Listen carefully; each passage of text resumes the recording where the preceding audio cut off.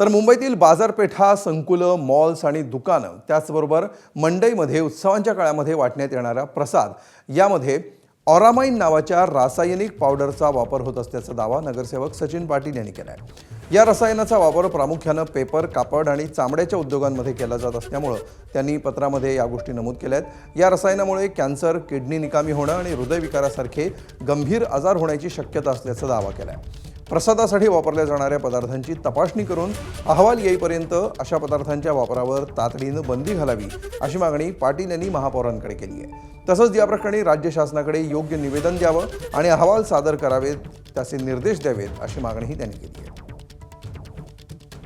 बऱ्यापैकी चणे फुटाणे हा प्रसाद दिला जातो, पण एक आपल्या सर्वांच्या या माध्यमातून मी मुंबईकरांना सांगू इच्छितो की या प्रसादाचं एक चांगलं स्वरूप येण्यासाठी त्याच्यामध्ये ऑरामाइन नावाचं रासायनिक रसायन मिसळलं जातं।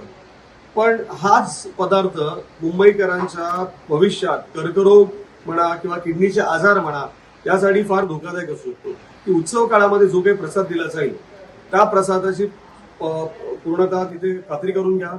तो प्रसाद हा ऑरामाइन मुक्त असेल याची खात्री करा आणि तरच बाजारपेठेमध्ये विक्रीसाठी उपलब्ध करा।